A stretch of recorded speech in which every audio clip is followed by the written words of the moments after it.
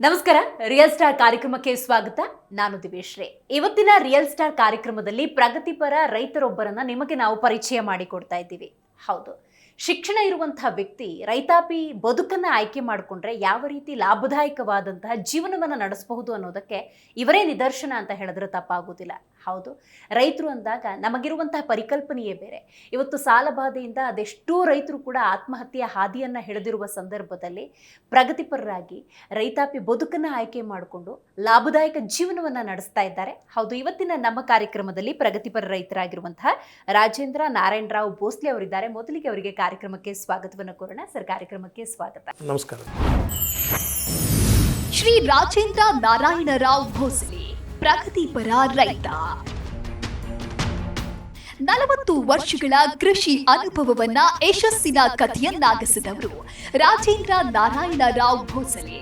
ವಿಜಯಪುರ ಜಿಲ್ಲೆಯ ಮುದ್ದೇಬಿಹಾಳ ಮೂಲದ ಇವರು ಶಿಕ್ಷಣ ಇದ್ರೂ ರೈತಾಪಿ ಜೀವನವನ್ನೇ ಆಯ್ಕೆ ಮಾಡಿಕೊಂಡವರು.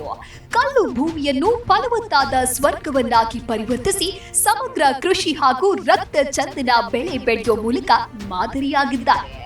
ಕೃಷಿ ಆಧಾರಿತ ಉದ್ಯಮವನ್ನ ಕಟ್ಟಿಕೊಂಡಿರುವ ಇವರು ಬೆಳೆ ಬೆಳೆಯುವುದಷ್ಟೇ ಅಲ್ಲ, ರೈತನಿಗೆ ವ್ಯಾಪಾರವೂ ಗೊತ್ತಿರಬೇಕು ಎಂಬ ಸಂದೇಶದೊಂದಿಗೆ ಭೂಮಿ ತಾಯಿಯ ಶಕ್ತಿಯನ್ನ ಸಾರುತ್ತಿದ್ದಾರೆ.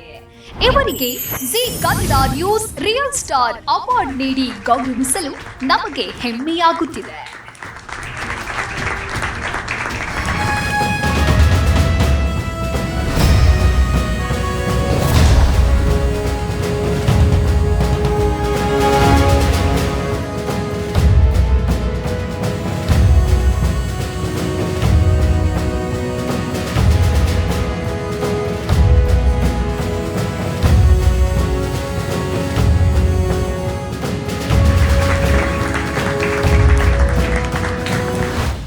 ವರ್ಷಗಳ ನನ್ನ ಒಂದು ಕೃಷಿ ಅಧ್ಯಯನದಲ್ಲಿ ರಕ್ತ ಚಂದನ ಅಥವಾ ಸಾಗವಾನಿ ಗಿಡ ಇವಂತ ಬೆಳೆಸುವಂಥದ್ದು ಒಂದು ಫಾರೆಸ್ಟ್ ಏರಿಯಾನೇ ಬೆಳೆಸಿಬಿಟ್ಟಿದೆ. ಅದಕ್ಕೆ ನಾನು ಗುರುತಿಸಿ ಅವಾರ್ಡ್ ಕೊಟ್ಟಿದ್ದಕ್ಕೆ ಬಹಳಷ್ಟು ಖುಷಿಯಾಗಿದೆ. ಮತ್ತು ಈ ಅವಾರ್ಡ್ನಿಂದ ನನ್ನ ಜವಾಬ್ದಾರಿನೂ ಹೆಚ್ಚಿದೆ. ನಾನು ಹೆಚ್ಚಿಗೆ ಜನರಿಗೆ ರೈತರಿಗೆ ಹೇಳಲಿಕ್ಕೆ ಇಷ್ಟೇ ಬಯಸ್ತೇನೆ, ನಾವು ಮನಸ್ಸು ಮಾಡಿದ್ರೆ ಬೇಕಾದಂಥ ಮಾಡ್ಬೋದು. ಸರ್, ರೈತಾಪಿ ಬದುಕು ಅಂದಾಗ ಅಲ್ಲಿ ನಷ್ಟ, ಸಾಲ, ಈ ರೀತಿಯ ಜೀವನವನ್ನೇ ನಾವು ನೋಡಿರುವಂಥದ್ದು. ಒಂದು ಸಣ್ಣ ಮಗುಗೆ ರೈತರ ಚಿತ್ರ ಬಿಡಿಸು ಅಂತ ಹೇಳಿದ್ರೆ ಹರಿದೋಗಿರೋ ಬಟ್ಟೆ, ಕೈಯಲ್ಲೊಂದು ಕೋಲು, ಆಕಾಶ ನೋಡೋದು, ಬರಡು ಭೂಮಿ, ಈ ಥರದ ಚಿತ್ರಣ ಬರುತ್ತೆ. ಬಟ್ ರೈತರು ಅಂದಾಗ ಒಂದು ಸುಭಿಕ್ಷವಾದ ಜೀವನ ನಡ್ಬೋದು, ಒಂದೊಳ್ಳೆ ಬದುಕನ್ನು ನಡೆಸ್ಬೋದು, ಸಮಗ್ರ ಕೃಷಿಯನ್ನು ಮಾಡ್ಬೋದು, ಶಿಕ್ಷಣ ಇದ್ದೋಡು ಕೂಡ ರೈತಾಪಿ ಬದುಕನ್ನು ಆಯ್ಕೆ ಮಾಡ್ಕೊಳ್ಬಹುದು ಅಂತ ತೋರಿಸ್ಕೊಟ್ಟಿದ್ದೀರಿ ನೀವು. ನಿಮಗೇನು ಪ್ರೇರಣೆ ಆಯಿತು ಸರ್? ನಮ್ಮ ಊರು ಮುದ್ದೇಬಿಹಾಳ ತಾಲೂಕಿನಲ್ಲಿ ನಾನು ರಕ್ತ ಚಂದನ ಮತ್ತು ಅನೇಕ ವಿವಿಧ ಗಿಡಗಳನ್ನು ಬೆಳೆದಿದ್ದೀನಿ. ಅದೇ ರೀತಿ ಸಾಗವಾನಿ ಮತ್ತು ಶ್ರೀಗಂಧ ಗಿಡಗಳನ್ನು ಸಹಿತ ಮೂಲತಃ ಮುದ್ದೇಬಿಹಾಳ ಗ್ರಾಮದಲ್ಲಿ ಬೆಳೆದಿದ್ದೀವಿ. ನಮಗೆ ಹೇಳಬೇಕಂದ್ರೆ ಮೊದಲು ನಾನು ಸ್ವಲ್ಪ ಹಿಂದಿನ ವರ್ಷಗಳ ಇತಿಹಾಸ ಹೇಳಬೇಕಾಗ್ತದೆ. ನಾನು ಮೊದಲಿಂದ ನಮ್ಮ ಫ್ಯಾಮಿಲಿ ರೈತಾಪಿ ಕುಟುಂಬನೇ. ಅದ್ರ ಜೊತೆ ಉದ್ಯೋಗನೂ ಮಾಡ್ತಾಯಿದ್ರು. ಆಯಿಲ್ ಮಿಲ್ಗಳಿತ್ತು, ರೈಸ್ ಮಿಲ್ ಇತ್ತು, ಪ್ಲಸ್ ತೂರದಾಳ ಮಿಲ್ ಇತ್ತು. ಅದ್ರ ಜೊತೆನೇ ನಾವು ಬಂದವರು. ನಮಗೆ ರೈತಾಪಿ ಇದ್ರ ಬಗ್ಗೆ ಇಂಟ್ರೆಸ್ಟ್ ಬರಬೇಕಾದ ಉದ್ದೇಶ ಏನಂದ್ರೆ, ನಮ್ಮ ಚಿಕ್ಕಪ್ಪದ್ರಾದ್ರೆ ರಾಘವೇಂದ್ರ ಬಾಬಾಜಿ ಭೋಸ್ಲೆ ಅಂತ ಹೇಳಿ, ಅವರು 40 ವರ್ಷಗಳ ಹಿಂದೆ ದ್ರಾಕ್ಷಿ ಬೆಳೀತಾ ಇದ್ರು. ಅವಾಗ ದ್ರಾಕ್ಷಿ ಬೆಳೆದಂದ್ರೆ ಬಹಳಷ್ಟು ಹಗುರವಾದ ಮಾತಿಲ್ಲ. ಈಗ ಎಲ್ಲರೂ ದ್ರಾಕ್ಷಿ ಬೆಳೀತಾ ಇದ್ದಾರೆ. ಅವಾಗ ಧಾರವಾಡ ಯೂನಿವರ್ಸಿಟಿಯಿಂದ ಸೆಲೆಕ್ಟೆಡ್ ಮಾಡಿದಂಥ ಮಾವಿನ ಹಣ್ಣಿನ ಗಿಡಗಳು, ನೀರ್ಲಣ್ಣಿನ ಗಿಡಗಳು 70 ಎಕರೆಯಲ್ಲಿ ಅವ್ರು ನೀರಾವರಿ ಸಮಗ್ರ ಕೃಷಿ ಮಾಡ್ತಾ ಇದ್ರು. ಅದು ನನಗೆ ಪ್ರೇರಣೆ ಆಗಿದ್ದು. ನಾನು ನನ್ನ ಬಾಲ್ಯ ಜೀವನ ಅಂದರೆ ನನ್ನ ಎಜುಕೇಷನ್ BCom ಮುಗಿದ ತಕ್ಷಣ ನನ್ನ ಇಂಡಸ್ಟ್ರಿಗಳಿಗಿಂತ ಹೆಚ್ಚಿಗೆ ನನಗೆ ಹಾರ್ಟಿಕಲ್ಚರ್ ಮಾಡಬೇಕು ಅಥವಾ ಅನೇಕ ಗಿಡಗಳನ್ನು ಬೆಳಿಬೇಕು ಅನ್ನುವಂಥ ಉದ್ದೇಶ ಭಾಳ ಇತ್ತು. ನಿಸರ್ಗದ ಜೊತೆ ಒಡನಾಟ ಮಾಡಬೇಕು ಅನ್ನೋ ಉದ್ದೇಶ ಭಾಳ ಇತ್ತು. ಅದ್ರ ಪ್ರಕಾರ ಅದಕ್ಕೆ ನನಗೆ ಇಂಟ್ರೆಸ್ಟ್ ಒತ್ತು ಕೊಟ್ಟು BCom ಮುಗಿದ ತಕ್ಷಣ ನನ್ನ ಇಂಟ್ರೆಸ್ಟಿಗೆ ಹಾಬಿಗೆ ಅಂಥೇಳಿ ನಮ್ಮ ತೋಟದಲ್ಲಿ ಮೊದಲು ನಾನು ಹಾಕಿದ್ದು ಅದು ತೆಂಗಿನ ಗಿಡಗಳು ಮತ್ತು ಅದು ಮಾವಿನ ಗಿಡಗಳು ಪ್ರಯೋಗಾತ್ಮಕವಾಗಿ ನಾನು ಮಾಡಿದ್ದದು. ಖಂಡಿತ ಸರ್. ನಿಮ್ಮ ಬಾಲ್ಯ, ನಿಮ್ಮ ಬದುಕು ತಿಳ್ಕೊಳ್ಳುವಂತಹ ಕುತೂಹಲ ತಿಳಿಸ್ಕೊಡ್ಬೋದಾ? ನಿಮ್ಮ ಬಾಲ್ಯ ಹೇಗಿತ್ತು? ಬಾಲ್ಯದ ಜೀವನದಲ್ಲೂ ಕೂಡ ಈ ರೈತ ಜೀವನವನ್ನು ಖಂಡಿತ ನೀವು ಕಂಡಿರ್ತೀರಿ. ಹೇಗಿತ್ತು ನಿಮ್ಮ ಎಜುಕೇಷನ್? ಇದ್ರ ಬಗ್ಗೆ ತಿಳಿಸ್ಕೊಡ್ಬೋದಾ? ನಮ್ಮ ಎಜುಕೇಷನ್ BCom ಮುಗಿತ್ರಿ. BCom ಮುಗಿಕಿನ ನಂತರ ನಾನು 1985ನೇ ಇಸ್ವಿಯಲ್ಲಿ ನಂದು ಯೂತ್ ಇಯರ್ ಅಂತ ಡಿಕ್ಲೇರ್ ಆಗಿತ್ತು. ನಾನು ಆಧ್ಯಾತ್ಮಿಕವಾಗಿ ಹೇಳಬೇಕಾದ್ರೆ ನನ್ನ ಆಧ್ಯಾತ್ಮಿಕ ಜೀವನ ಮೊದಲು ನಾನು ಸ್ಟಾರ್ಟಿಂಗ್ನಲ್ಲಿ ಸೆಕೆಂಡ್ ಇಯರ್ ಮುಗಿದ ತಕ್ಷಣ ಪ್ರಜಾಪಿತ ಬ್ರಹ್ಮಕುಮಾರಿ ಈಶ್ವರಿ ವಿಶ್ವವಿದ್ಯಾಲಯದ ವಿದ್ಯಾರ್ಥಿಯಾಗಿದ್ದೆ ನಾನು. ಅದ್ರ ಕನೆಕ್ಷನ್ ಇರೋದ್ರಿಂದ ನನಗೆ ಆಧ್ಯಾತ್ಮಿಕ ಬಗ್ಗೆ ನಾಲೆಜ್ ಇತ್ತು. ಅವಾಗ 85ನೇ ಇಸ್ವಿಯಲ್ಲಿ ಯೂತ್ ಇಯರ್ ಡಿಕ್ಲೇರ್ ಮಾಡಿದಾಗ ಯೂತ್ ಪದಯಾತ್ರಾ, ಯೂತ್ ಸೈಕಲ್ ಯಾತ್ರಾ ಅಂತಿತ್ತು. ಆವಾಗ ನಾವು ಬೆಳಗಾವಿಯಿಂದ ದಿಲ್ಲಿಗೆ ಅಂದು ದಿಲ್ಲಿ ಮತ್ತು ವಾಪಸ್ ಮೌಂಟ್ ಅಬುದಿಂದ ವಾಪಸ್ ಬೆಳಗಾವಿ. ಒಟ್ಟು 7,500 ಕಿಲೋಮೀಟರ್ 3 ತಿಂಗಳಲ್ಲಿ ನನ್ನ ಪ್ರಯಾಣ. ಅದು ನನಗೆ ಬಹಳಷ್ಟು ಅನುಭವ ಕೊಡ್ತು. ದೊಡ್ಡ ಯಾತ್ರೆ ಇದು. ಅನೇಕ 8 ರಾಜ್ಯಗಳನ್ನು ಕವರ್ ಮಾಡಿದ್ವಿ. ಆಮೇಲೆ ಲಾಸ್ಟಲ್ಲಿ ಮೀಟಿಂಗ್ ಇದು ಇದ್ದ ಕಾನ್ಫರೆನ್ಸ್ ಇದ್ದಾಗ ಜೈಲ್ ಸಿಂಗ್ ಅವರು ಇದರಲ್ಲಿ ಜೈಲ್ ಸಿಂಗ್ ರಾಷ್ಟ್ರಪತಿ ಅವರಿದ್ದರು. ರಾಷ್ಟ್ರಪತಿ ಭವನದಲ್ಲಿ ನಮ್ಮೆಲ್ಲ ಯೂತ್ ಕರೆಸಿ ಅವ್ರಡಿ ಬ್ರೇಕ್ಫಾಸ್ಟ್ ಡಿನ್ನರ್ ಇತ್ತು, ನಂತರ ಅವ್ರ ಫೋಟೋ ಶೂಟಿಂಗ್ ಇತ್ತು, ಅವ್ರಡಿ ಡಿಸ್ಕಷನ್ ಇತ್ತು. ಅದು ನನ್ನ ಜೀವನದಲ್ಲಿ ಬಹಳಷ್ಟು ದೊಡ್ಡ ಪ್ರೇರಣೆ. ಅದು ಅಲ್ಲಿಂದ ನನಗೆ ರಾಜ್ಯಗಳನ್ನು ಸುತ್ತುವಂಥ ಅಭ್ಯಾಸ ಅಥವಾ ಹಿಂದಿ ಮರಾಠಿ ಇಂಗ್ಲೀಷ್ ಮಾತಾಡೋದ್ರಿಂದ ನನಗೆ ಸೋಷಿಯಲ್ ಕನೆಕ್ಷನ್ ಆಗಿನ ಟೈಮ್ನಾಗ ಫೇಸ್ಬುಕ್ ಅವು ಇರಲಿ ಅಂದರೂ ಸಹಿತ ಅನೇಕ ಜನ ಫ್ರೆಂಡ್ಸ್ ಇದ್ದರು. ಅವ್ರ ಮುಖಾಂತರ ನನಗೆಲ್ಲ ಇನ್ಸ್ಪಿರೇಷನ್ ಸಿಕ್ಕೈತೆ. ಓಕೆ, ಇವತ್ತು ರೈತರಾಗಿ ನೀವು ಹೊರಹೊಮ್ಮಿದ್ದೀರಿ, ಎಜುಕೇಷನ್ ಕೂಡ ಇದೆ. ಈಗ ಸಹಜವಾಗಿ ತಂದೆ ತಾಯಿ ಅಂದಾಗ ರೈತಾಪಿ ಕುಟುಂಬದಿಂದ ಬಂದಾಗ ಈ ರೈತ ಬದುಕಿಗಿಂತ ಬೇರೆಯನ್ನು ಆಯ್ಕೆ ಮಾಡಿಕೊಡ್ಲಿ ಅನ್ನುವಂಥ ಸಹಜ ಆಸೆ ಆಕಾಂಕ್ಷೆಗಳು ಹೆತ್ತವರಿಗೆ ಇದ್ದೇ ಇರುತ್ತೆ. ನಿಮ್ಮ ಕುಟುಂಬದಲ್ಲಿ ಹೆಂಗಿತ್ತು? ಅವಾಗ ನಾನು ಸ್ಟಾರ್ಟಿಂಗ್ನಲ್ಲಿ ನಮ್ಮ ತಂದೆ ತಾಯಿಯವ್ರು ಏನು ಮಾಡಿದ್ರು, ನನಗೆ ಇವ ಅಗ್ರಿಕಲ್ಚರ್ ಮಾಡಕತ್ರ ಇಲ್ಲೇ ಇರ್ತಾನೆ ಅಂಥೇಳಿ ಇವ್ ನನಗೆ ಇಂಡಸ್ಟ್ರಿಯಲ್ ಕನ್ವರ್ಟ್ ಮಾಡಲಿಕ್ಕೆ ನೋಡಿದ್ರು ಅವರು. ಅವ್ರ ಪ್ರಯತ್ನ ಇತ್ತು. 1986ರಲ್ಲಿ 88ರಲ್ಲಿ ನಾವು ಬಿಜಾಪುರದಲ್ಲಿ ಒಂದು ಆಯಿಲ್ ಮಿಲ್ ಸ್ಟಾರ್ಟ್ ಮಾಡಿದ್ದೀವಿ. ನನಗೆ ನಮ್ಮ ತಂದೆಯವರು ಅಲ್ಲಿಗೆ ಶಿಫ್ಟ್ ಮಾಡಿದ್ರು. ಅಲ್ಲಿ ತನಕ ನನಗೆ ಬಿಸ್ನೆಸ್ ಅನ್ನೋದು ಗೊತ್ತಿರಲಿಲ್ಲ. ಅಗ್ರಿಕಲ್ಚರ್ ಮಾಡಿಕೊಂಡು ತೋಟದಲ್ಲಿ ಗಿಡ ಹಚ್ಚಿಕೊಂಡು ಆ ಒಂದು ಖುಷಿನ ಅನುಭವ ಮಾಡ್ತಾ ಇದ್ದೆ ನಾನು. ಅನ್ಎಕ್ಸ್ಪೆಕ್ಟೆಡ್ ಅದು ನನಗೆ ಹೊಸದಾಗಿ ಆ ಇಂಡಸ್ಟ್ರಿ ಚಾಲೂ ಮಾಡಿದಾಗ ಇವರು 1 ವರ್ಷದಲ್ಲೇ ನಮ್ಮ ತಂದೆಯವರು 1989ರಲ್ಲಿ ತೀರ್ಕೊಂಡ್ರು, ಶರೀರ ಬಿಟ್ಟರು. ಈಗ ಅವಾಗ ನನ್ನ ವಯಸ್ಸು ಸಣ್ಣದು, ಇಂಡಸ್ಟ್ರಿ ನಡೆಸೋದು ಪ್ರಾಬ್ಲಮ್ ಇತ್ತು. ಅಂಥ ಸಂದರ್ಭದಲ್ಲಿ ನನಗೆ ಶಕ್ತಿಯಾಗಿದ್ದೆ ಒಂದು ಆಧ್ಯಾತ್ಮಿಕ ಶಕ್ತಿ. ಆ ಆಧ್ಯಾತ್ಮಿಕ ಶಕ್ತಿಯಿಂದ ನಾನು ಇವೆಲ್ಲ ಸಾಧನೆಗಳು ಮಾಡಲಿಕ್ಕೆ ಸ್ಟಾರ್ಟ್ ಮಾಡಿದೆ. ಆವಾಗ ನಾನು ಬಿಜಾಪುರದಲ್ಲಿ ನಮ್ದು ಆಯಿಲ್ ಮಿಲ್ ಇದ್ದಿದ್ದು 1998ರಲ್ಲಿ ನಾವೇ ಒಂದು ಸ್ವತಂತ್ರವಾದಂಥ ಒಂದು ಎಣ್ಣೆ ಉತ್ಪಾದನಾ ಸಂಸ್ಥೆಯನ್ನು ಸ್ಟಾರ್ಟ್ ಮಾಡಿದ್ವಿ. ಅದು ಮಿಸಸ್ ಭೋಸ್ಲೆ ಬಯೋನಿಮ್ ಅಂತ ಹೇಳಿ ಬೇವಿನ ಎಣ್ಣೆ ಮತ್ತು ಬೇವಿನ ಎಣ್ಣೆ ಉತ್ಪಾದನೆ ಮಾಡ್ತಿದ್ವಿ. ಅಂದರೆ ಆಯಿಲ್ ಮಿಲ್ನಲ್ಲಿ ಉತ್ಪಾದನೆ ಮಾಡಿದಂಥ ಕೇಕ್ನಲ್ಲಿ ಆ ಕೇಕ್ನಲ್ಲಿ ನಾವು ಆಯಿಲ್ ತೆಗಿತಾ ಇದ್ವಿ. ಅದು ಆಗಿನ ಕಾಲದಲ್ಲಿ ಒಂದು 2 ಕೋಟಿ ರೂಪಾಯಿ ಪ್ರಾಜೆಕ್ಟ್ ಬಿಸ್ನೆಸ್ ಸ್ಟಾರ್ಟ್ ಮಾಡಿದ್ದು. ಆ ಬಿಸ್ನೆಸ್ ಸ್ಟಾರ್ಟ್ ಮಾಡಿದ್ರು ಸಹಿತ ಅದ್ರ ಜೊತೆನೇ ನನಗೆ ಅನೇಕ ವಿವಿಧ ಗಿಡಗಳನ್ನು ಬೆಳೆಸುವಂಥ ಹುಚ್ಚು ಹವ್ಯಾಸ ಒಂದಿತ್ತು ನನಗೆ. ಆಗಿನ ಟೈಮ್ನಲ್ಲೇ ನಾನು ಕಾಫಿನೂ ಬೆಳೆದಿದ್ದೆ ನಾನು. ಪ್ಲಸ್ ಕಾವೇರಿ ಡಾರ್ಫ್ ಅಂತ ಕಾಫಿ, ಮಂಗಳ ಅಂಥೇಳಿ ಅಡಿಕೆ ಗಿಡ, 2 ಮಿಕ್ಸ್ ಮಾಡಿ ಬ್ಲೆಂಡ್ ಮಾಡಿ ಅದು ಚೆನ್ನಾಗಿ 10-12 ವರ್ಷಗಳು ಚೆನ್ನಾಗಿ ಬಂದಿತ್ತು. ಆದರೆ ನಮ್ಗೆ ಬಿಸ್ನೆಸ್ದು ಒತ್ತಡ ಇರೋದ್ರಿಂದ ಅದನ್ನು ಕ್ರಾಪನ್ನು ಕ್ಯಾಶ್ ಮಾಡ್ಕೊಳ್ಳೋಕೆ ಆಗಲಿಲ್ಲ ನಮಗೆ. ಈ ರೀತಿ ನನಗೆ ಇಂಟ್ರೆಸ್ಟ್ ಇರೋದು ಅಗ್ರಿಕಲ್ಚರ್ನಲ್ಲಿ ಜಾಸ್ತಿ. ಖಂಡಿತ ಸರಿ. ಈಗ ಒಂದು 2-3 ನಿಮಿಷ ನಿಮ್ಮ ಜೊತೆ ಮಾತಾಡಬೇಕಾದ್ರೂ ಕೂಡ ಪ್ರಕೃತಿಯ ಜೊತೆಗಿನ ನಿಮ್ಮ ಆಂತರಿಕ ಸೆಳೆತಕ್ಕೆ ಯಾವ ಎಕ್ಸ್ಪ್ಲನೇಷನ್, ಯಾವ ಡೆಫಿನೇಷನ್ ಕೊಡ್ತೀರಿ? ಅಂದರೆ ಬೇರೇನೋ ಮಾಡ್ಬೋದಾಗಿತ್ತು, ಆದರೆ ಪ್ರಕೃತಿ ಜೊತೆಗೆ ನೀವಿದ್ದೀರಿ, ಆ ಬದುಕನ್ನು ಕಟ್ಕೊಂಡಿದ್ದೀರಿ, ಹವ್ಯಾಸ ಅಂತ ಮಾಡ್ತೀರಿ, ಖುಷಿಯಿಂದ ಮಾಡ್ತೀರಿ, ಮನಸ್ಸಿಂದ ಮಾಡ್ತೀರಿ ಅನ್ನೋದಾದ್ರೆ ಏನು ಡೆಫಿನೇಷನ್ ಇದಕ್ಕೆ? ಅಲ್ಲಿ ಸಿಗುವಂಥ ಒಂದು ಆಂತರಿಕ ಖುಷಿ ನಿಮ್ಗೆ ಎಲ್ಲಿ ಸಿಗ್ಲಿಕ್ಕೆ ಸಾಧ್ಯ ಇಲ್ಲ.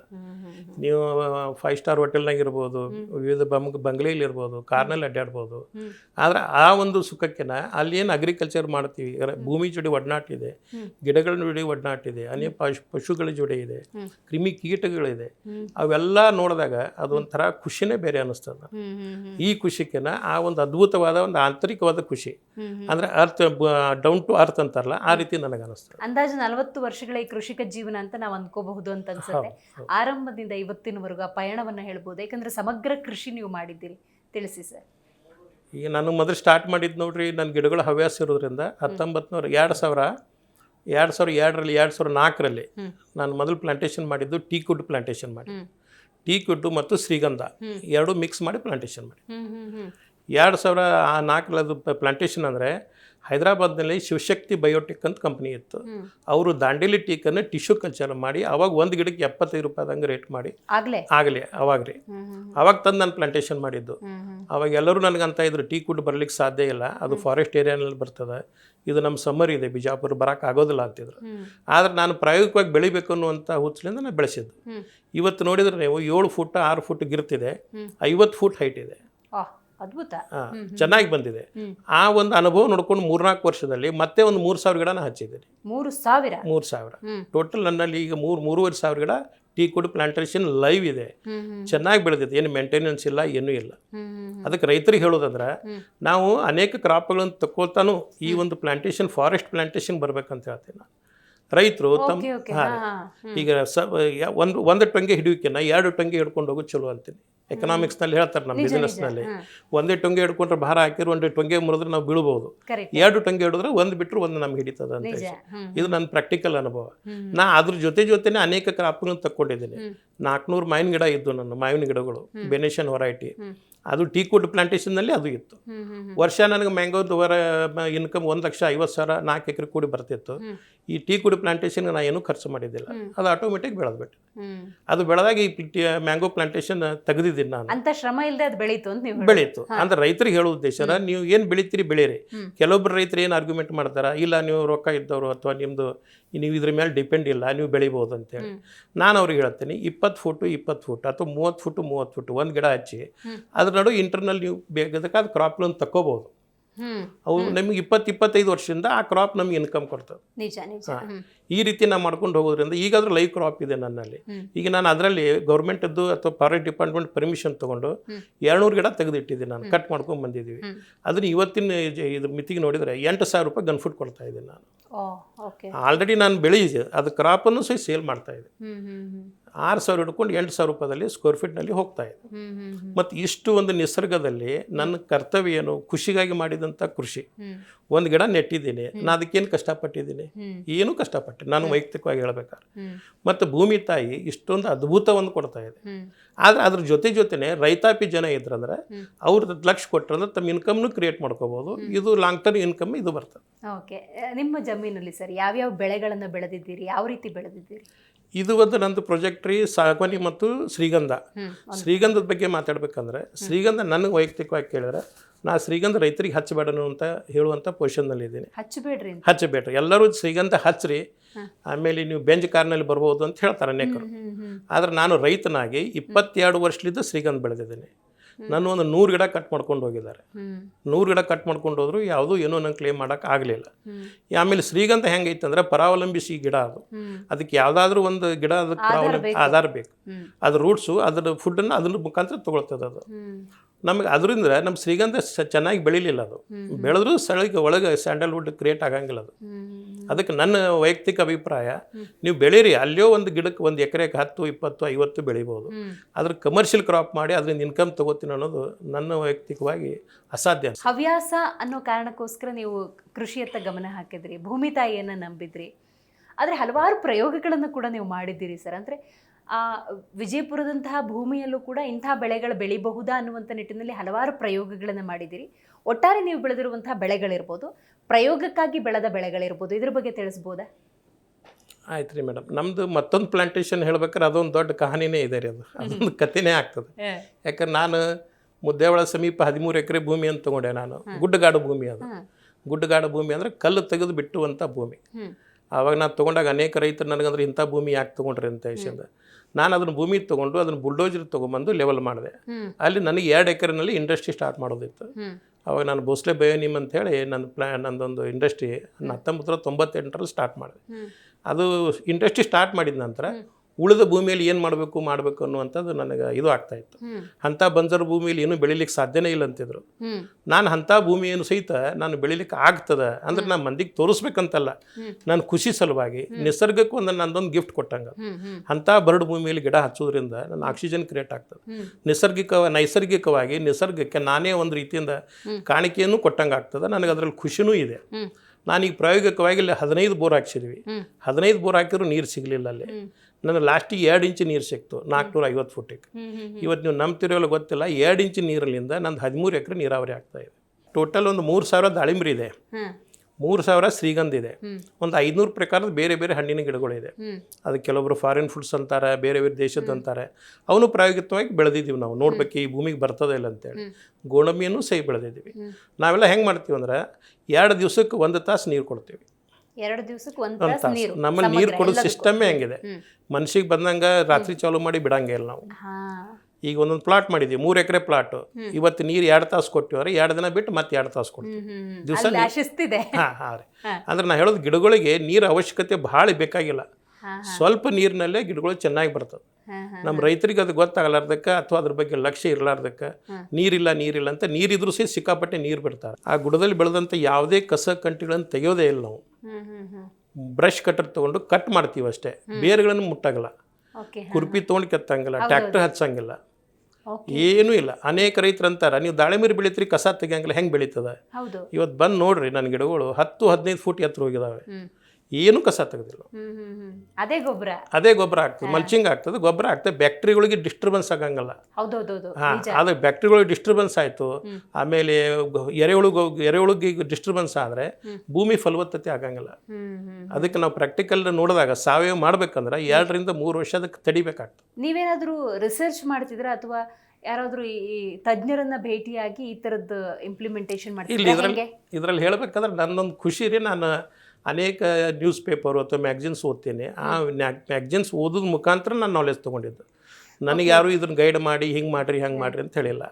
ನನ್ನೊಂದು ಉದ್ದೇಶ ಇತ್ತು, ರೆಡ್ ಸ್ಯಾಂಡಲ್ನಲ್ಲಿ ದಾಳಿಂಬೆ ಬೆಳಿಬಹುದಾ ಅಂತೇಳಿ.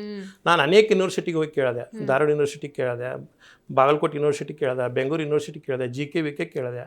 ಎಲ್ಲಿ ಅವನು ನಾ ಎಲ್ಲಿ ಪ್ರಯೋಗ ಮಾಡಿಲ್ಲ ಅಂದರು. ಅವ್ರು ಹೇಳಿದ ಸತ್ಯನೇ ಹೇಳಿದರು, ಪ್ರಯೋಗ ಮಾಡಿಲ್ಲ. ಯಾಕಂತ ಹೇಳಿದ್ರೆ ರೈತರ ನುಕ್ಸಾನ ಆಗಬೇಕು ಆಗಬಾರ್ದು ಅನ್ನುವಂಥ ಉದ್ದೇಶದಿಂದ ಹೇಳಿದಾನೆ.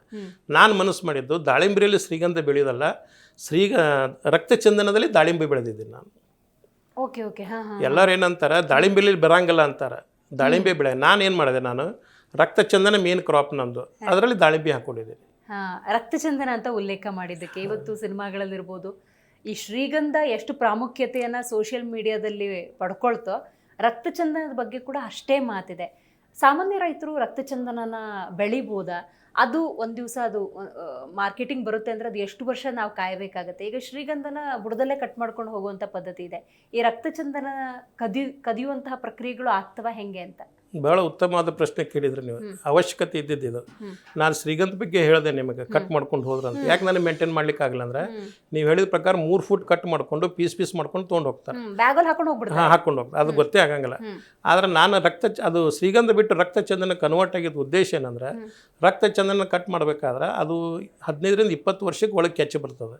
ಆ ಕೆಚ್ಚು ಬಂದ ತಕ್ಷಣ ಅದನ್ನ ಪೂರ್ತಿ ಗಿಡ ಇರಲ್ಲ, ಅದು ಅದರಿಂದ 3 ಇಂಚ್ ಮೇಲೆ ಲೇಯರ್ ಇರ್ತದೆ.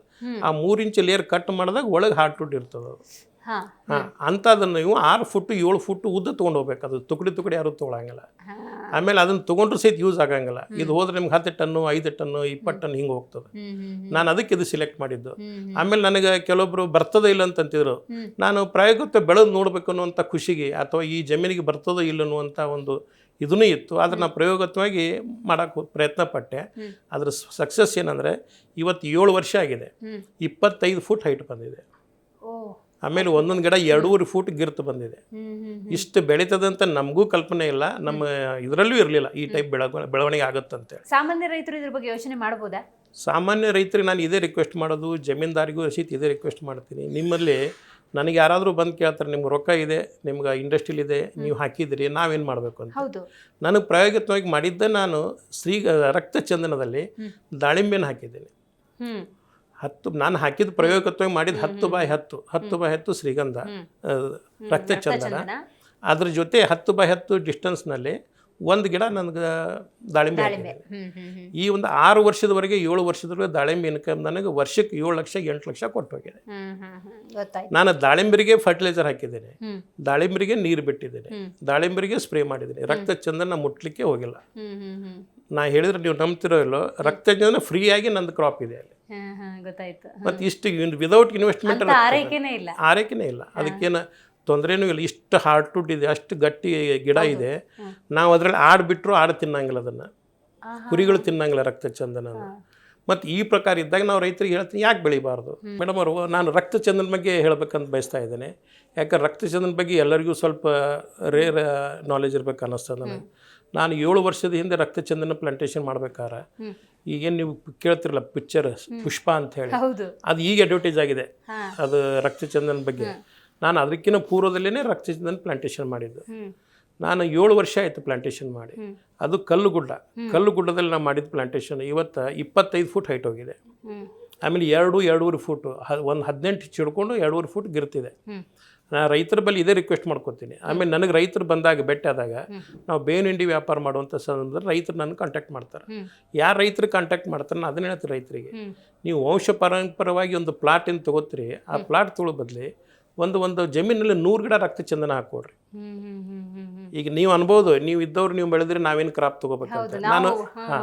ನಾನು ರಕ್ತ ಚಂದನದಲ್ಲೇ ದಾಳಿಂಬ್ರಿ ಬೆಳೀತಾ ಇದ್ದೀನಿ ಪ್ರೆಸೆಂಟ್ ಆಗಿ. ದಾಳಿಂಬ್ರಿ ಇನ್ಕಮ್ ನನಗೆ ವರ್ಷಕ್ಕೆ 4 ರಿಂದ 5 ಲಕ್ಷ ಸಾಕು, ಖರ್ಚು ಮೇಂಟೈನ್ ಆದ್ರೆ ಸಾಕು. ಆ ರೀತಿ ಮಾಡ್ತಾ ಇದ್ದೀನಿ ನಾನು. ನೀವು ರೈತರಿಗೆ ಹೇಳೋದು, ನಾನು 10x10 ಹಾಕಿದ್ದೀನಿ, ನೀವು 20x20 ಹಾಕ್ರಿ, ಇಲ್ಲ 30x30 ಹಾಕ್ರಿ. ಆಮೇಲೆ ರಕ್ತ ಚಂದನ ಹಾಕೋದ್ರಿಂದ ನೆರಳು ಕೊಡಂಗಿಲ್ಲ, ಇದು ಗಿಡಗಳಿಗೆ ನೆರಳು ಆಗಂಗಿಲ್ಲ, ಇದು ಶೇಡಿ ಆಗಂಗಿಲ್ಲ, ಅಂದ್ರೆ ನೆರಳು ಬಿದ್ದು ನಾವು ಬೆಳಂಗಿಲ್ಲ ಅಂತ ಹಂಗಿಲ್ಲ. ಇದು ನೆರಳನೇ ಅದು ವಿಕಲ್ಪವಾಗಿ ಗಿಡದ ಪುಟ್ಟಕ್ಕೆ ನೆರಳು ಬೀಳುತ್ತದೆ, ಬೇರೆ ಗಿಡಕ್ಕೆ ಡಿಸ್ಟರ್ಬೆನ್ಸ್ ಮಾಡಂಗಿಲ್ಲ. ನೀವು 30x30 ಹಾಕಿದ್ರೆ ಅಂದ್ರೆ 100 ಗಿಡ ಬೆಳಿಬಹುದು, 40x40 ಹಾಕಿದ್ರೆ 50 ಗಿಡ ಬೆಳಿಬಹುದು. ನಾ ರೈತರ ರಿಕ್ವೆಸ್ಟ್ ಅಂದ್ರೆ ನೀವು ನಿಮ್ಮ ಬೆಲೆ ನೋಡ್ರಿ. ಅದ್ರ ಬಗ್ಗೆ ಹೇಳ್ಬೇಕಾಗಿತ್ತಂದ್ರೆ, ನಾನು ಈ ಮೊನ್ನೆ ಒಂದು ಕಟಿಂಗ್ ಬಂದಿತ್ತು, DO4 ಒಂದು ಕಳಿಸ್ಕೊಟ್ಟಿದ್ರು 2023ರಲ್ಲಿ ಮಂಗಳೂರಿನಲ್ಲಿ ಸೀಸ್ ಮಾಡಿದ ರಕ್ತ ಚಂದನ. ಸೀಸ್ ಮಾಡಿದ್ರೆ 56 ಟನ್ ಸೀಸ್ ಮಾಡಿದ್ದಾರೆ. 2012ರಿಂದ ಸೀಸ್ ಮಾಡಿದ್ದಾರೆ. ಅವರು ಮಂಗಳೂರು ಬಂದರ್ಲಿಂದ ಚೈನಾಕ್ಕೆ ಅಥವಾ ಜಪಾನ್ಗೆ ಕೊರಿಯಾಕ್ಕೆ ಎಕ್ಸ್ಪೋರ್ಟ್ ಆಗುವಂಥದ್ದನ್ನು ಸೀಸ್ ಮಾಡಿ ಇಟ್ಟಿದ್ದನ್ನು 10-12 ವರ್ಷಗಳ ನಂತರ ಓಪನ್ ಆಗಿ ಇಂಟರ್ನ್ಯಾಷನಲ್ ಬಿಡ್ ಕರೆದಿದ್ದಾರೆ. ಚೈನಾ, ಜಪಾನ್, ಕೊರಿಯಾ ಇಂಥವ್ರು ಪಾರ್ಟಿಸಿಪೇಟ್ ಮಾಡಿದ್ದಾರೆ. ನಿಮಗೆ ವಂಡರ್ ಅನ್ನಿಸ್ತದ, 56 ಟನ್ ರಕ್ತ ಚಂದನ ಯಾವ ರೇಟಿಗೆ ಹೋಗ್ಬೋದು ಅಂತ ತಮಗೆ ಅನ್ನಿಸ್ತದ. ಸಿನಿಮಾ ನೋಡಿದ್ಮೇಲೆ ಸರ್ ಒಂದು ಲಕ್ಷಾಂತರ ರೂಪಾಯಿ ಅನ್ಬೋದು, ಹಬ್ಬ ಬಂದ್ರೆ ಒಂದು 2-3 ಕೋಟಿ. ನಾ ಹೇಳೋದೊಂದು ಸ್ವಲ್ಪ ಅತಿ ವೃಕ್ಷ ಅಂತ ಅತಿರೇಕ ಅನ್ನಿಸ್ಬೋದು. ಅದು 28 ಕೋಟಿಗೆ ಹೋಗಿದೆ, ಕೇವಲ 56 ಟನ್. 56 ಟನ್.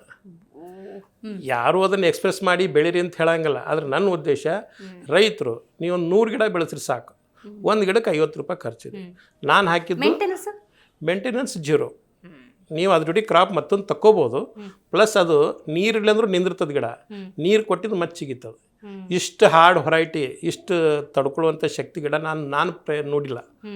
ಇದು ನೀವು ನೀರು ಕೊಡಲಾದ್ರೆ ನಿಂದಿರ್ತದೆ, ಮಳೆ ಆದ ತಕ್ಷಣ ಮತ್ತೆ ಸಿಗಿತದೆ, ಬದುಕು ಬಂಗಾರ ಆಗುತ್ತೆ ಅಂದ್ರೆ ಬೆಳಿಬೇಕಂತೀರಿ. ಆಮೇಲೆ ನೀವು ಬಾರ್ಡ್ರಿಗೆ ಹಾಕೋತಿದ್ರು ಬಾರ್ಡ್ರಿಗೆ ಹಾಕೊಡ್ರಿ, ಬೇಡನಲ್ಲ. ಒಟ್ಟೆ ಗಿಡ ನೀವು 100 ಗಿಡ ಆದರೂ ನಿಮ್ಮ ರೈತರು ನಿಮ್ಮ ಹೊಲದಲ್ಲಿ ನೆಡ್. ಬಹಳ ಅಚ್ಚುಕಟ್ಟಾಗಿ ತಿಳಿಸ್ಕೊಡ್ತಾ ಇದ್ದೀರಿ ರೈತರು ಏನು ಮಾಡಿದ್ರೆ ಸೂಕ್ತ ಅಂತ. ರೈತರು ಇನ್ನೊಂದು ಎಲ್ಲಿ ಕಡೆ ಫೇಲ್ ಆಗ್ತಿದ್ದಾರೆ ಅಂತ ನೋಡೋದಾದ್ರೆ ಮಾರ್ಕೆಟಿಂಗ್. ಪಾಪ ತಾವು ಬೆಳೆದಿದ್ದ ಬೆಳೆನ ಅಲ್ಲೇ ಹತ್ತಿರದ ಮಾರ್ಕೆಟಿಗೆ ಕೊಡೋಕೆ ಗೊತ್ತೇ ಹೊರತು, ಅಥವಾ ಮಧ್ಯವರ್ತಿಗಳ ಆ ಮಧ್ಯಸ್ಥಿಕೆಯಲ್ಲಿ ಕೊಡೋಕೆ ಗೊತ್ತೇ ಹೊರತು, ತಾನು ತನ್ನ ಬೆಳೆನ ಮಾರ್ಕೆಟಿಂಗ್ ಮಾಡ್ಬೋದು, ಅದನ್ನು ಬೇಕಾದ್ರೆ ವಿದೇಶಕ್ಕೂ ತಲುಪಿಸ್ಬೋದು ಅನ್ನುವಂಥ ಐಡಿಯಾ ಇಲ್ಲ. ಇದ್ರ ಬಗ್ಗೆ ಹೇಳ್ಬೋದಾ? ಇದ್ರ ಬಗ್ಗೆ ಹೇಳ್ಬೇಕಾದ್ರೆ ನನಗೇನು ಅನ್ನಿಸ್ತಾರೆ, ಇವತ್ತು ನಾವು ವಿಚಾರ ಮಾಡಿ ನೋಡಿದಾಗ ಎಲ್ಲ ಯೂನಿವರ್ಸಿಟಿ ತಿಳ್ಕೊಡ್ರಿ, ಸರ್ಕಾರೇತರ ಸಂಸ್ಥೆಗಳು ತಿಳ್ಕೊಡ್ರಿ, ಅನೇಕ NGOಗಳು ಎಲ್ಲರೂ ಯಾವ್ದು ಬಗ್ಗೆ ಒತ್ತಡ ಕೊಡ್ತಾ ಇದ್ದಾರೆ ಅಂದರೆ, ನಾವು ಹೆಂಗೆ ಬೆಳೆಯನ್ನು ಬೆಳಿಬೇಕು, ಹೌದು, ಹೆಂಗೆ ಬೆಳೆ ಬೆಳಿಬೇಕು, ಯಾವುದು ಸ್ಪ್ರೇ ಮಾಡಬೇಕು. ರೈತ ಒಂದು ಸ್ಪ್ರೇ ಮಾಡ್ಬೇಕಂತಾರೆ ಇವತ್ತು 1000 ಔಷಧ ಸಿಗ್ತದೆ, ಅವ್ನು ಕನ್ಫ್ಯೂಷನ್ ಆಗ್ತದೆ ಯಾವ್ದು ಬೆಳೆ. ಅದಕ್ಕೊಬ್ಬ ಅಗ್ರಿಕಲ್ಚರ್ ಕನ್ಸಲ್ಟೆಂಟ್ ಹೊತ್ಕೊಂಡಿದ್ದಾರೆ, ಅವ್ರಿಗೆ ಅಗ್ರಿಕಲ್ಚರ್ ಡಾಕ್ಟರ್ ಅಂತ ಹೇಳ್ತೀವಿ ನಾವು. ಅವ್ರು ಬಂದು ಬರೆದು ಕೊಟ್ಟಿದ್ದನ್ನು ರೈತ ಹೊಡೆದು ಬಿಡ್ತಾನೆ. ಈ ಡಾಕ್ಟರ್ ಏನು ಹೇಳ್ತಾರೆ ಕೇಳ್ಬೇಕಂತೀವಿ ನಾವು. ಅವ್ರು ಏನು ಮಾಡ್ತಾರೆ, ಒಂದು ಹಕ್ಕಿ ಹೊಡಿಬೇಕಾದ್ರೆ 4 ಕಲ್ಲು ಒಗಿತಾರೆ ಅವ್ರು, ಯಾಕಂದ್ರೆ 4 ಔಷಧಿಗಳನ್ನ ಯೂಸ್ ಮಾಡ್ತಾರೆ. ಹಾಗಾಗಿ ಭೂಮಿ ಫಲವತ್ತತೆ ಕೆಡ್ತಾ ಇದೆ. ಹೌದು. ಆಮೇಲೆ ಇದು ಮೇನ್ ಅಂದರೆ ಎಲ್ಲರೂ ಬೆಳೆಯೋದ ಬಗ್ಗೆ ಹೇಳ್ತಾರೆ, ಗೊಬ್ಬರ ಹಾಕೋದ್ ಬಗ್ಗೆ ಹೇಳ್ತಾರೆ, ಸ್ಪ್ರೇ ಮಾಡೋದ್ ಬಗ್ಗೆ ಹೇಳ್ತಾರೆ, ಕಲ್ಟಿವೇಶನ್ ಮಾಡೋದ್ ಬಗ್ಗೆ ಹೇಳ್ತಾರೆ. ಎಲ್ಲರೂ ಫೋಕಸ್ ಮಾಡೋದು ಹೆಂಗೆ ಬೆಳಿಬೇಕು ಅನ್ನೋದು. ನನ್ನ ವೈಯಕ್ತಿಕ ಅಭಿಪ್ರಾಯ ಹೇಳ್ಬೇಕಾದ್ರೆ ನಮ್ಮ ರೈತರಲ್ಲಿ ಹೆಂಗೆ ಬೆಳಿಬೇಕು ಅನ್ನೋದು ರಕ್ತಗತವಾಗಿದೆ. ನೀವು ಒಬ್ರು ಬೆಳೆದು ತೋರಿಸ್ಬಿಟ್ರೆ ರೈತನ ಬಗ್ಗೆ ಹೋಗಿ ಭೇಟಿ ಆಗ್ತಾನೆ, ಅವನ ಬಗ್ಗೆ ಡಿಸ್ಕಷನ್ ಮಾಡ್ತಾರೆ, ಹೆಂಗೆ ಬೆಳಿಬೇಕಂತ ಗೊತ್ತಾ ಆ ಅನುಭವದಿಂದ ನಾವು ಬೆಳೆದು ತೋರಿಸ್ತಾನೆ. ಆದ್ರೆ ಆ್ಯಕ್ಚುಲಿ ಮಾರ್ಕೆಟಿಂಗ್ ಬಂದಾಗ ಸಮಸ್ಯೆ. ಹೌದು, ಪ್ರತಿಯೊಬ್ಬರು ನೋಡ್ರಿ, ನಾನು ಆ ಸಮಸ್ಯೆಯನ್ನು ಫೇಸ್ ಮಾಡಿದ್ದೇನೆ. ನಾನು ಬೆಳೆದು ಫಲವತ್ತಾಗಿ ಬೆಳೆದು ಹಣ್ಣು ಬಂದಾಗ ಎಲ್ಲಿ ಮಾರಬೇಕು, ಯಾರಿಗೆ ಕೊಡಬೇಕು, ಯಾರು ರೇಟ್ ಕೊಡಬೇಕು, ನನ್ನ ನಾಲೆಜೇ ಇಲ್ಲ. ನಮ್ಗೆ ಕಸ್ಟಮರ್ ಬರಲಿಲ್ಲ ಅಂದ್ರೆ ನಾವು ಯಾರಿಗೋ ಒಬ್ಬರು ಭಾಗವನ್ರಿಗೆ ಕೇಳ್ತೀವಿ, ಅದ್ರ ಪರಿಚಯದವ್ರು ಕೇಳ್ತೀವಿ, ಅವ ಏನು ರೇಟ್ ಹೇಳ್ತಾನೆ ಅದ್ರ ಮೇಲೆ ಡಿಪೆಂಡ್ ಆಗ್ತದೆ. ಯಾಕಂದ್ರೆ ಎಲ್ಲರೂ ರೈತರು ಅನ್ಎಜುಕೇಟೆಡ್ ರೈತರು ಇದ್ರು. ನನ್ನ ರಿಕ್ವೆಸ್ಟ್ ಅಂದರೆ ಎಜುಕೇಟೆಡ್ ರೈತರೇ ಬೇಕಿದೆ. ಎಷ್ಟು ಎಜುಕೇಷನ್ ಇರ್ತದೆ ನಾವು ಮಾರ್ಕೆಟಿಂಗ್ ಮಾಡಲಿಕ್ಕೆ ಸಾಧ್ಯ. ಅದಕ್ಕೆ ನನ್ನ ಫೋಕಸ್ ಇರೋದು ಎಲ್ಲರಿಗೂ ಕೇಳೋದೇನೆಂದ್ರೆ, ನೀವು ಮಾರ್ಕೆಟ್ ಮಾಡಬೇಕಾದ್ರೆ ಮೊದಲು ಸೋಷಿಯಲ್ ಮೀಡಿಯಾದಾಗ ನಿಮ್ಮ ಹಣ್ಣು ಬಂದಿದ್ದ ಬಗ್ಗೆ ಬಿಡ್ರಿ, ಫೇಸ್ಬುಕ್ನಲ್ಲಿ ಬಿಡ್ರಿ, ವಾಟ್ಸಪ್ ಗ್ರೂಪ್ನಲ್ಲಿ ಬಿಡ್ರಿ. ಹಣ್ಣು ಮಾರಾಕ್ ಬರೋಕ್ಕಿಂತ ಮೊದಲು 1 ತಿಂಗಳ ಮೊದಲೇ ಇದೆಲ್ಲ ಎಫರ್ಟ್ ಮಾಡಬೇಕು. ಇನ್ನೇನು ಬರುತ್ತೆ, ದಾಳಿಂಬೆ ಬರುತ್ತೆ ಅಥವಾ ಮತ್ತೆ ಯಾವುದೊಂದು ಬೆಳೆ ಬರುತ್ತೆ. ಇಲ್ಲ ರೈತರು ಏನು ಮಾಡ್ತಾರೆ, ದಾಳಿಂಬೆ ಹಣ್ಣು ಬಂತು ಒಂದು 10 ದಿವಸ ತೆಗಿಬೇಕು, ಅವಾಗ ಹೋಗ್ತಾರೆ, ಅವಾಗ ಯಾರು ಸಿಗಂಗಿಲ್ಲ, ಅವಾಗ ರೇಟ್ ಕಡಿಮೆ ಆಗ್ತದೆ. ಅವಾಗ ರೈತ ಗಾಬರಾಗಿ ಇದು ಪೆರಿಷಬಲ್ ವಸ್ತು ಇರ್ತದೆ, ಹಾಳಾಗೋದು. ಆದ್ರೆ ಯಾವ ರೇಟಿಗೆ ಬರ್ತದೆ ಕೊಟ್ಟು ಕಡೆಕ್ ಆಗ್ತದೆ. ಇದರಲ್ಲಿ ಬಹಳಷ್ಟು ನುಕ್ಸಾನ ಅನುಭವಿಸ್ತಾ ಇದ್ದಾರೆ. ಯಾಕಂದ್ರೆ ಮಧ್ಯವರ್ತಿಗಳ ಲಾಭ ತಗೋತಾರೆ. ರೈತ ಕಷ್ಟಪಟ್ಟು ಬೆಳಿತಾನ, ಮಧ್ಯವರ್ತಿಗಳು ಅದ್ರ ಲಾಭ ತಗೋತಾರೆ. ಹಾಗಾದ್ರೆ ರೈತರಿಗೆ ಏನು ಮಾಡೋಕ್ಕಾಗ್ತದೆ? ಅವ್ನಿಗೆ ನಾಲೆಜ್ ಇರಂಗಿಲ್ಲ. ಅವ್ರ ಮಕ್ಕಳೆಲ್ಲ ಸಾಫ್ಟ್ವೇರ್ ಇಂಜಿನಿಯರು, ಅವ ಇಲ್ಲಿ ಬೆಳ್ಕೊಂಡು ಕುಂತಿರ್ತಾನ, ಮಾರೋದು ಹೆಂಗೆ ಸಮಸ್ಯೆ ಆಗ್ತದೆ. ಅದಕ್ಕೆ ನನಗೆ ಅನಿಸ್ತದೆ ಮಾರ್ಕೆಟಿಂಗ್ ಬಗ್ಗೆ ನಾಲೆಜ್ ಇತ್ತು, ನೀವು ಎಲ್ಲಿ ಮಾರಕ್ಕೆ ಸಾಧ್ಯ ಐತಿ ಅಂತಂದ್ರೆ ರೈತರನ್ನ ಅಭ್ಯಾಸ ಮಾಡಿ ಬೆಳೆಯುವಂಥದ್ದು ಸೂಕ್ತ ಅನಿಸ್ತದೆ. ಇನ್ನು ಇತ್ತೀಚೆಗೆ ಸರ್ ಕೆಲವೊಂದು ಬೆಳವಣಿಗೆಗಳಾದಾಗ ಯಾವಾಗ ಗೊಬ್ಬರದ ಕೊರತೆ ಆಯಿತು, ಸಾವಯವ ಕೃಷಿಗೆ ಹೋಗ್ಬಿಡಿ ಅಂತ ಒಂದು ಕೇಂದ್ರ ಸರ್ಕಾರವೂ ಕೊಟ್ಟಿರುವಂಥ ಸೂಚನೆ. ಮಗದೊಂದು ಕಡೆ ಹಲವರು ಸಾವಯವ ಕೃಷಿ ಮಾಡಿ ಅಂತ ಹೇಳ್ತಿದ್ದಾರೆ. ಪ್ರಾಕ್ಟಿಕಲಿ ಇದು ಸಾಧ್ಯನಾ? ತಾವು ಕೇಳಿರ್ಬೇಕು. ತಾವು ಹೇಳಿದ್ದು ಪ್ರಸ್ತುತ ಚೆನ್ನಾಗಿದೆ. ಯಾಕಂದರೆ ಈಗ ಗೌರ್ಮೆಂಟ್ ಹೇಳಿದ ಪ್ರಕಾರ ಸೆಂಟ್ರಲ್ ಗೌರ್ಮೆಂಟು ಈ ಯುದ್ಧದ ಸಂದರ್ಭದ ಇರೋದ್ರಿಂದ ರಾಸಾಯನಿಕ ಗೊಬ್ಬರ ರೈತರಿಗೆ ಸಿಗ್ತಾ ಇಲ್ಲ, DAP ಸಿಗ್ತಾ ಇಲ್ಲ, ಯೂರಿಯಾ ಸಿಗ್ತಾ ಇಲ್ಲ. ಎಲ್ಲ ರೈತರು ಅದ್ರ ಮೇಲೆ ಡಿಪೆಂಡ್ ಆಗಿಬಿಟ್ಟಾರೆ. ಅದಕ್ಕೆ ಎಲ್ಲ ರೈತರ ನಂತರ ಅದು DAP ಇಲ್ಲ, ಯೂರಿಯಾ ಇಲ್ಲ ಹಾಕ್ಲಿಕ್ಕೆ ಆಗಂಗಿಲ್ಲ. ಅದು ಸತ್ಯನೇ. ಅದನ್ನು ಸರ್ಕಾರ ಒಂದು ಕೇಂದ್ರ ಸಚಿವರು ನೀವು ಸಾವಯವ ಕೃಷಿ ಮಾಡಂತ ಹೇಳ್ತಾರೆ. ಸಾವಯವ ಕೃಷಿ ಮಾಡೋದಷ್ಟು ಸರಳ ಇಲ್ಲ. ಸಾವಯವ ಕೃಷಿ ಮಾಡ್ಬೇಕಾದ್ರೆ ಭೂಮಿಯನ್ನು 3 ವರ್ಷಗಳವರೆಗೆ ತಯಾರಿ ಮಾಡಬೇಕಾಗ್ತದೆ. ನೀವು ಇಷ್ಟು ದಿವಸ ಅದಕ್ಕೆಲ್ಲ ನಾವು ಸರ್ಕಾರಿ ಗೊಬ್ಬರ ಕೊಟ್ಟಿದ್ದೀವಿ, ಒಮ್ಮೆಗೆ ಅದನ್ನು ಬಿಟ್ಟ ತಕ್ಷಣ ಬೀಜ ಹಾಕಿದಂತ ನೀರು ಬಿಟ್ಟು ಬೆಳೆ ಅಂದರೆ ಬೆಳಿಲಿಕ್ಕೆ ಆಗಂಗಿಲ್ಲ. ಯಾವ ರೀತಿ ಟಾನಿಕ್ ಕೊಟ್ಟು ಮಕ್ಕಳನ್ನ ಬೆಳೆಸಿ ಟಾನಿಕ್ ಬಿಟ್ಟು ಒಮ್ಮೆಗೆ ಅವ್ರು ರಸ್ತಾದಾಗ ಬಿಸಿಲಾಗಿ ಬಿಟ್ಟು ನೀವು ಓಡ್ರಿ ಅಂದ್ರೆ ಓಡ್ಲಿಕ್ಕೆ ಆಗಂಗಿಲ್ಲ. AC ಕುಂತವ್ರಿಗೆ ಒಮ್ಮೆಗೆ ಬಿಸಿಲಾಗಿ ಬಿಟ್ಟು ಗುಡಿಸಲ್ದಾಗಿರೋದು ಮಾಡೋಕ್ಕಾಗಲ್ಲ. ನನ್ನ ವೈಯಕ್ತಿಕ ರೈತರ ದೃಷ್ಟಿಕೋನದಿಂದ ಹೇಳ್ತಾ ಇದ್ದೀನಿ. ಅದಕ್ಕೆ ನೀವು ಸಾವಯವ ಕೃಷಿ ಮಾಡೋ ಅಷ್ಟು ಸರಳ ಇಲ್ಲ. ಆಮೇಲೆ ಇದು ಒಂದು ಮಾತು ನಾನು ಹೇಳ್ತಕ್ಕಂತೀನಿ, ಪ್ರಾಕ್ಟಿಕಲ್ ಅನುಭವ. ಇನ್ನು ಮೇಲೆ ಕೃಷಿ ಮಾಡೋದು ಬಹಳಷ್ಟು ವೆಚ್ಚದಾಯಕ. ಇಟ್ಟು ದಿವಸ ಅಂತಿದ್ರು ಏನಂತ, ಕೃಷಿ ಮಾಡೋದು ಸರಳ ಇದೆ, ನೀವು ಬೀಜ ಬಿತ್ತು ಬಂದುಬಿಡ್ರಿ, ಮಳೆ ಬರ್ತದೆ, ಬೆಳೆದು ಬಿಡ್ತದೆ, ನಿಮ್ಗೆ ಲಾಭ ಬರ್ತದೆ. ಎಲ್ಲಕ್ಕಿಂತ ದೊಡ್ಡ ಪ್ರಾಬ್ಲಮ್ ಕೃಷಿಯಲ್ಲಿ ಇರೋದು ಒಂದು ಲೇಬರ್ ಪ್ರಾಬ್ಲಮ್ ಇದೆ. ಈಗೇನು ನಾವು ಗೌರ್ಮೆಂಟ್ ಫೆಸಿಲಿಟಿ ಕೊಡ್ತಾ ಇದೆ, ಅದರಿಂದ ಎಲ್ಲರಿಗೂ ಸಹಿತ ಕೃಷಿಕರಿಗಂತರೂ ಯಾವುದು ಕಾಂಕ್ರೀಟ್ ಮಾಡ್ಲಿಕ್ಕೆ ಹೋಗ್ತಿದ್ರು ಲೇಬರು, ಅದೇ ಕಾಂಕ್ರೀಟ್ ಲೇಬರ್ ಅದೇ ಪಗಾರವನ್ನು ಇವತ್ತು ಕೃಷಿಕರಲ್ಲಿ ಕೇಳ್ತಾ ಇದ್ದಾರೆ. ಹೌದು. ಆ ರೀತಿಯಾದಾಗ ಕೃಷಿಕರಲ್ಲಿ ಬೆಳೆಯೋದೇ ಕಡಿಮೆ. ಅವ ಇನ್ವೆಸ್ಟ್ಮೆಂಟ್ ಮಾಡಿದ್ದು ಕೃಷಿ ಬರ್ತದೆ ಅನ್ನುವಂಥದ್ದು ಒಂದು ಅವ್ನಿಗೆ ವಿಶ್ವಾಸ ಇಲ್ಲ. ಅಂಥದ್ರಾಗ ಇಷ್ಟು ಲೇಬರ್ ಕೊಟ್ಟಾಗ ಅವ್ನು ಬದುಕಲಿಕ್ಕೆ ಹೆಂಗೆ ಸಾಧ್ಯ ಇದೆ? ಕಾರ್ಪೊರೇಟ್ ಸಿಸ್ಟಮ್ ಥರ ಕಾರ್ಪೊರೇಟ್ ಸಿಸ್ಟಮ್ ಆಗಿದೆ. ಕಾರ್ಪೊರೇಟ್ ರೇಟ್ ಸಿಗ್ತಾ ಇಲ್ಲ. ಇವತ್ತು ನಾನು ಇಂಡಸ್ಟ್ರಿಯಲ್ಲಿ ಇದ್ದೀನಿ, ನನಗೆ ಎಷ್ಟು ಖರ್ಚು ಬಂತು ನಾನು ರೆಡಿ ಮಾಡ್ತೀನಿ. ನಾನು ಒಂದು 1000 ರೂಪಾಯಿ ಕ್ವಿಂಟಲ್ ಬಿತ್ತಾರೆ, ನಾನು 1500 ರೂಪಾಯಿ ಸೇಲ್ ಮಾಡ್ತೀನಿ. ನಾನು ಪ್ರಾಫಿಟ್ಟು GST ಎಲ್ಲ ತಿಳ್ಕೊಂಡು. ರೈತಿಗೆ ಅಧಿಕಾರನೇ ಇಲ್ಲ. ಅವ ಯಾವ ರೇಟಿಗೆ ಬೆಳೆದಾನಂದ್ರೆ ಅವ್ನಿಗೆ ರೇಟ್ ಬಿದ್ದದ ಯಾರು ಕನ್ಸಿಡರ್ ಮಾಡಂಗಿಲ್ಲ. ಆಮೇಲೆ ರೈತಂದು ಸ್ವಭಾವ ಏನಂದ್ರೆ ಒಮ್ಮೆ ಯಾವಾಗಲೂ ದೊಡ್ಡ ರೇಟ್ ಸಿಕ್ಕಿರ್ತಾರೆ, ಅದೇ ಅವ್ನ ತಲೆಯಲ್ಲಿ ಇರ್ತದೆ, ಅದನ್ನೇ ಬೆಳಿತಾರೆ. ಆಮೇಲೆ ಅದಿಷ್ಟು ಲಾಭ ಆಗಿದ್ದು ಒಂದೇ ತಲೆ ಇರ್ತದೆ, ನುಕ್ಸಾನ್ ಆಗಿದ್ದು ಯಾರು ಹೇಳಂಗಿಲ್ಲ ನಿಮಗೆ. ಈಗ ಒಂದು ಸಣ್ಣ ಪುಟ್ಟ ಈ ಟೊಮೊಟೊ ಈರುಳ್ಳಿ ವಿಷಯದಲ್ಲಿ ಸರ್ ಬೆಲೆ ಗಗನಕ್ಕೇರಿಕೆ ಅಂತ ಹೇಳಿದ ತಕ್ಷಣ ಎಲ್ಲ ಬೆಳೆಯೋದೇ ಅದು. ಇನ್ನು 4 ದಿವಸದಲ್ಲಿ ಎಲ್ಲ ಲಾರಿ ಲೋಡ್ ತಂದು ರಸ್ತೆಯಲ್ಲಿ ಹಾಕ್ತಾರೆ. ಯಾಕಂದ್ರೆ ರೈತನ ಹಣೆ ಬರನೇ ಹಂಗಿದೆ. ಅವ ಒಮ್ಮೆ ರೇಟ್ ತೊಗೊಂಡ್ರೆ ಎಲ್ಲರೂ ಸುದ್ದಿ ಮಾಡ್ತಾರೆ, ರೈತರಿಗೆ ಇಟ್ಟು ಸಿಕ್ತು, ತುಟ್ಟೆ ಆಯ್ತು. ಅವ ನುಕ್ಸಾನ್ ಆದಾಗ ಯಾರು ಕೇಳ್ತಾರೆ? ಎಷ್ಟೋ ಜನ ಆತ್ಮಹತ್ಯೆ ಎದಕ್ಕೆ ಮಾಡ್ಕೊಂಡಿದ್ದಾರೆ? ರೇಟ್ ಚೆನ್ನಾಗಿದೆ ಅಂತ ಹೇಳ್ತಾರೆ, ಆದ್ರೆ ಆ ಟೈಪ್ ಪ್ರಶಸ್ತಿ ಅವ್ರ ಪ್ರಸಂಗ ಬಂದಾಗ ಅವ್ರ ಫ್ಯಾಮಿಲಿ ಸಹಿತ ಬಾದಾಗ ಊರಲ್ಲಿ ಹಾಕೊಳ್ಳೋ ಸರಳ ಇದೆ ಏನ್ರಿ? ಯಾರಾದ್ರೂ ಅಂತಾರೆ ಸುಸೈಡ್ ಮಾಡ್ಕೊಂಡ ಪ್ರಾಬ್ಲಮ್ ಇತ್ತು, ಹೆಂಗೆ ಆಗ್ತದೆ? ಅದಕ್ಕೂ ಧೈರ್ಯ ಬೇಕಲ್ಲ. ಕಷ್ಟಪಟ್ಟು ಬೆಳೆದು ಎಲ್ಲ ಮಾಡಿ ಬರಲಿಲ್ಲ ಅಂದ್ರೆ ಭೂಮಿ ತಾಯಿ ಜೋಡಿ ಒಡನಾಟ ಇರ್ತದೆ, ಅದಕ್ಕೆ ತಕ್ಕಂಥ ರೇಟ್ ಸಿಗಲಿಲ್ಲ ಅಂದ್ರೆ ಎಷ್ಟು ಮಾನಸಿಕ ವೇದನೆ ಆಗ್ತದೆ. ಈಗ ನಾನಾದರೂ ಅದು ಫೀಲ್ ಮಾಡ್ತೀನಿ.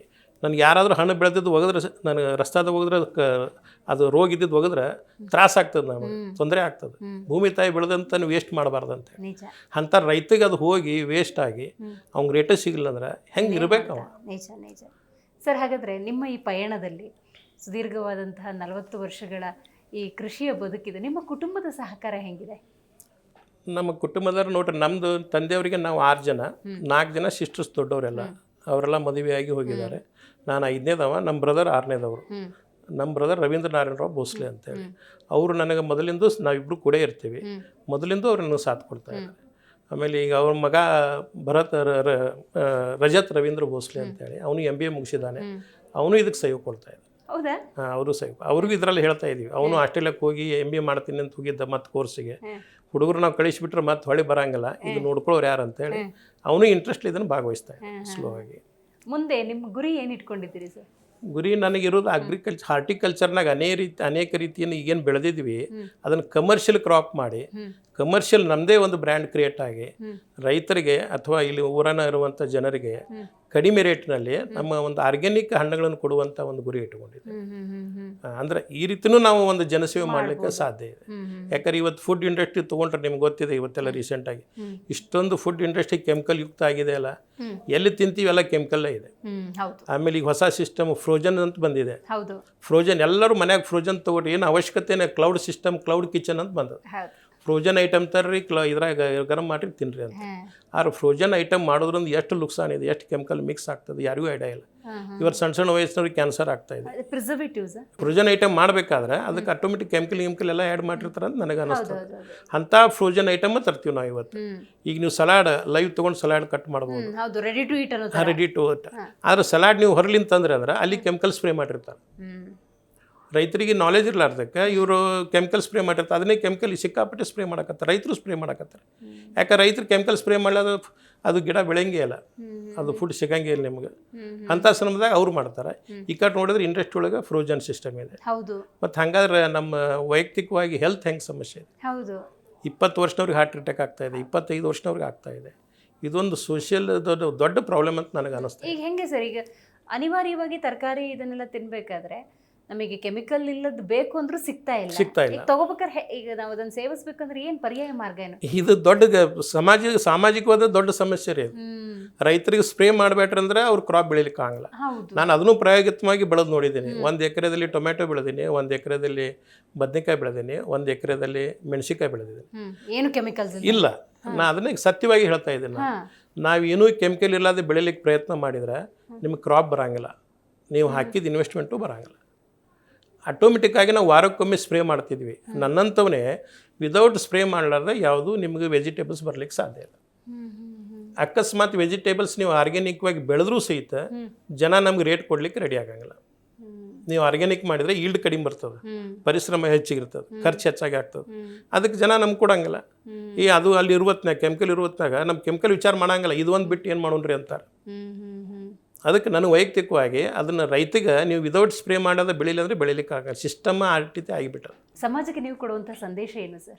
ಸಂದೇಶ ಏನಂತಂದ್ರೆ ನೋಡ್ರಿ, ಪ್ರತಿಯೊಬ್ಬರು ವೈಯಕ್ತಿಕವಾಗಿ ತಮ್ಮ ಕುಟುಂಬದವ್ರು ಹಿಡ್ಕೊಂಡು ನಾವು ನಮ್ಮಲ್ಲೇ ಪ್ರಯತ್ನ ಮಾಡಿ ನಮ್ಮ ಮನೆಯಲ್ಲೇನ್ರಿ, ನಮ್ಮ ತೋಟದಲ್ಲೇ ನಮಗೆ ವೈಯಕ್ತಿಕವಾಗಿ ನಾವು ಬೆಳಿಲಿಕ್ಕೆ ಸಾಧ್ಯ ಇದೆ. ಆದ್ರೆ ಪ್ರತಿಯೊಬ್ಬರಲ್ಲೂ ಅವೇರ್ನೆಸ್ ಬರಬೇಕು. ಕೆಲವೊಬ್ರಿಗೆ ಅವೇರ್ನೆಸ್ ಇದ್ರೆ ಒಬ್ರು ಮಾಡೋದು ಎಫರ್ಟ್ ಎಲ್ಲರಿಗೂ ಆಗಂಗಿಲ್ಲ, ಎಲ್ಲರಿಗೂ ಅದು ಮನಸ್ಸು ಮಾಡಬೇಕಾಗ್ತದೆ. ಈಗ ನಾವು ಪ್ರಯತ್ನವಾಗಿ ನಾವು ಮಾಡಿದ್ದೀವಿ ನೋಡ್ರಿ, ಹಣ್ಣುಗಳನ್ನು ಏನು ಬೆಳಿತೀವಿ ಎಲ್ಲ ಆರ್ಗ್ಯಾನಿಕ್ಕಾಗಿ ಬೆಳೀತಾ ಇದೆ. ನಮ್ಮ ಫ್ರೆಂಡ್ ಸರ್ಕಲ್ನಲ್ಲಿ ಅಥವಾ ನಮ್ಮ ಆಧ್ಯಾತ್ಮಿಕ ಸಂಸ್ಥೆಗಳಿಗಾಗಿ ಎಲ್ಲರಿಗೂ ನಾವು ಡಿಸ್ಟ್ರಿಬ್ಯೂಷನ್ ಮಾಡ್ಕೊಂಡು ತಗೋತೀವಿ. ಯಾವುದೇ ನಾವು 500 ಗಿಡ ಬೆಳೆದಲ್ಲಿ ಹಣ್ಣುಗಳನ್ನು ಯಾವುದೂ ಮಾರಂಗಿಲ್ಲ ನಾವು. ನಮ್ಮಲ್ಲಿ ವಾಟ್ರಿ ಆ್ಯಪಲ್ ಇದೆ, ಅದನ್ನು ಮಲಯಾನಿ ಆ್ಯಪಲ್ ಅಂತಾರೆ, 4 ಪ್ರಕಾರದಿದೆ. ಬಾರ್ಬಡಸ್ ಚೆರಿ ಅಂತಿದೆ, ಸುರಿನಾಮ್ ಚೆರಿ ಅಂತಿದೆ, ಅಮೇರಿಕನ್ ಪೀನಟ್ ಬಟ್ರ್ ಇದೆ, ಬ್ರೆಡ್ ಫ್ರೂಟ್ ಇದೆ, ಅವಕಾಡೋ ಇದೆ, ಆಮೇಲೆ ಲೀಚಿ ಅಂತಿದೆ. ಅದು ಬೇರೆ ಬೇರೆ ಅನೇಕ ಪ್ರಕಾರಗಳದಿದೆ. ಅವು ಯಾವ ಹಣ್ಣುಗಳನ್ನು ನಾವು ಶೇರ್ ಮಾಡ್ಕೋತೀವಿ ಅಷ್ಟೇ. ನಮಗೆ ಖುಷಿಯಿಂದ ಪ್ಯಾಕ್ ಮಾಡಿ ಅವ್ರಿಗೆ ತಲುಪಿಸಿ ಬರ್ತೀವಿ, ನಮ್ಮ ತೋಟದಲ್ಲಿ ಬೆಳೆದಿದ್ದಂಥ ಆರ್ಗ್ಯಾನಿಕ್ ಅಂತ. ಅದೊಂದು ಖುಷಿ ಸಿಗ್ತದೆ. ನಾವು ಮಾರಾಟ ಮಾಡೋದ್ರಿಂದ ಖುಷಿ ಸಿಗಂಗಿಲ್ಲ. ಅದು ನನಗೆ ಹೇಳೋ ಉದ್ದೇಶನ ಕೆಲವೊಬ್ರು ಅನ್ಬೋದು, ನೀವು ಅದಿರಪ್ಪ ನೀವು ಮಾಡ್ತೀರಂತೇಳಿ. ಸ್ವಲ್ಪ ಪ್ರಮಾಣದಾಗ ತಮ್ಮ ಫ್ಯಾಮಿಲಿಗೆ ಅವಶ್ಯಕತೆ ಇರುವಷ್ಟಾದರೂ ನೀವು ಬೆಳಿಬೋದು. ಈ ಬಾಳೆ ಗಿಡ ಹಾಕಿದೀವಿ ನಾವಲ್ಲಿ, ಒಂದು 100 ಗಿಡ ಬೆಳೆಗಿದಾವೆ. ಅದಕ್ಕೆ ಏನು ಮೇಂಟೆನೆನ್ಸ್ ಮಾಡಂಗಿಲ್ಲ, ಗೊಬ್ಬರ ಕೊಡಂಗಿಲ್ಲ, ನೀರು ಒಂದು ಕೊಡ್ತೀವಿ. ಆಟೋಮೆಟಿಕ್ ವರ್ಷಕ್ಕೊಮ್ಮೆ ಕ್ರಾಪ್ ಕೊಟ್ಟು ವಿದೌಟ್ ಕೆಮಿಕಲ್, ವಿದೌಟ್ ಸ್ಪ್ರೇ. ಈಗಾದ್ರೂ ಬಂದು ನೋಡಿದ್ರೆ ನೀವು ನನಗೆ ಒಮ್ಮೆ ಅದ್ಭುತ ಅನ್ನಿಸ್ತದೆ ಯಾವ ರೀತಿ ಗಿಡಗಳು ಬೆಳೆದಿದ್ದಾವೆ ಅಂತ. ಇಂಥ ಬರಡು ಭೂಮಿಯಲ್ಲಿ 15 ಫೂಟ್ ಎತ್ತರ ಹೋಗಿದೆ. ಅದಕ್ಕೆ ನನಗೆ ಹೇಳೋ ಉದ್ದೇಶ ಏನಂತಂದ್ರೆ, ರೈತರು ತಮಗಾಗಿ, ತಮ್ಮ ಅವಶ್ಯಕತೆಗಾಗಿ ಅಥವಾ ತಮ್ಮ ನೇಬರ್ಸಿಗಾಗಿ ಬೆಳ್ಕೊಂಡು ಹೋದ್ರೆ ಸ್ಲೋ ಇದೊಂದು ಸ್ವಲ್ಪ ಚೇಂಜ್ ಆಗ್ಬೋದು ಅಂತ ಅನಿಸ್ತದೆ. ಇವತ್ತಿನ ಕಾರ್ಯಕ್ರಮದಲ್ಲಿ ಭಾಗಿಯಾಗಿ ನಿಮ್ಮ ಕೃಷಿ ಬದುಕನ್ನು ನಮ್ಮ ಜೊತೆ ಹಂಚಿಕೊಂಡಿದ್ದಕ್ಕಾಗಿ ಧನ್ಯವಾದಗಳು. ತಮಗೂ ಧನ್ಯವಾದ. ಸೊ ನೋಡಿದ್ರಲ್ಲ ವೀಕ್ಷಕರೇ, ಇವತ್ತಿನ ನಮ್ಮ ಕಾರ್ಯಕ್ರಮದಲ್ಲಿ ಪ್ರಗತಿಪರ ರೈತರು ಭಾಗಿಯಾಗಿದ್ದರು. ಬಹಳ ಮುಖ್ಯವಾಗಿ ಅವರ ಬದುಕಿಗಿಂತ ಹೆಚ್ಚಾಗಿ ರೈತರ ಬದುಕಿಗೆ ನೆರವಾಗಬೇಕು ಅನ್ನುವಂಥ ಸದುದ್ದೇಶದಿಂದ ಹಲವಾರು ವಿಚಾರಗಳನ್ನು ಪ್ರಸ್ತಾಪ ಮಾಡಿದ್ದಾರೆ. ಹೌದು, ರೈತರು ಅಂದಾಗ ಸಾಲ, ಸಾವು ಇದರ ನಡುವೆ ರೈತ ಕೂಡ ಒಂದೊಳ್ಳೆ ಬದುಕನ್ನು ನಡೆಸಬಹುದು. ಆದರೆ ಅಲ್ಲಿ ಇಂಪ್ಲಿಮೆಂಟ್ ಮಾಡುವಂಥ ಕೆಲವೊಂದು ಯೋಚನೆಗಳು ಸರಿಯಾಗಿರಬೇಕಷ್ಟೇ ಅನ್ನುವಂತಹ ಅತ್ಯುತ್ತಮ ಸಂದೇಶವನ್ನು ನೀಡಿದ್ದಾರೆ. ನೋಡ್ತಾ ಇರಿ ಜೀ ಕನ್ನಡ ನ್ಯೂಸ್, ಸತ್ಯವೇ ಸುದ್ದಿಯ ಜೀವಾಳ.